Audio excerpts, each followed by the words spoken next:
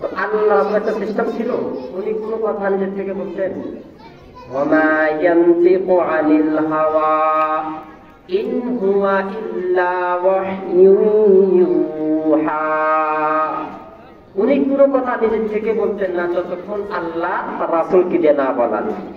তো আল্লাহ বললেন, হাবিব আপনি চুপ থাকেন, ওরা আপনারে বলে আপনি ক্ষতিগ্রস্ত হয়ে গেছেন, আপনার জবাব দেওয়া লাগবে না, আমি স্বয়ং নিজে আল্লাহ জবাব দিব। সুবহানাল্লাহ। তখন আল্লাহ তাআলা তাদের দাঁত ভাঙ্গা জবাব দেওয়ার জন্য আমার তিলাওয়াতকৃত সূরাতুল আসর আল্লাহ নাজিল করেন। বুঝতে পারছেন? এই হলো নাজিল হওয়ার কারণ বললাম। এখন নাজিল হওয়ার পরে আল্লাহ কি জবাব দিলেন? এখানে আল্লাহ তাআলা একটা কসম করছেন, চারটা কর্মসূচি দিয়েছেন। খুব খেয়াল করে শুনবেন। আমি বলছি, আমি সংক্ষিপ্ত কথা বলবো, তবে খুব জরুরি কথা হবে, খুব দামি কথা হবে। ইচ্ছা কাহিনী খুব কণ্ঠ দিয়ে এদিক সেদিক মিলে বললাম, কিন্তু ওই বাজার গোয়াও নাই, মাথা নাই, হলো এ বাজার কোনো আগা করা নাই। সেই জন্য আমি কথা বলবো সংক্ষিপ্ত, কিন্তু খুব দামি কথা হবে ইনশাআল্লাহ।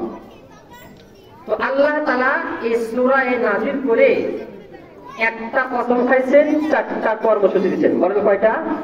চারটা কর্মসূচি, চারটা কাজ আল্লাহ দিয়েছে।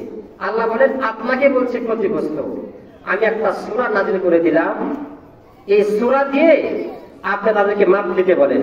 একটা স্কেল মেশিন, থার্মোমিটার, এটাতে মাপ দিতে বলেন কে কি ক্ষতিগ্রস্ত আর কে লাভবান, কে কি ক্ষতিগ্রস্ত, এই সূরা দিয়ে মাপ দিলেই বুঝতে পারবে। সুবহানাল্লাহ।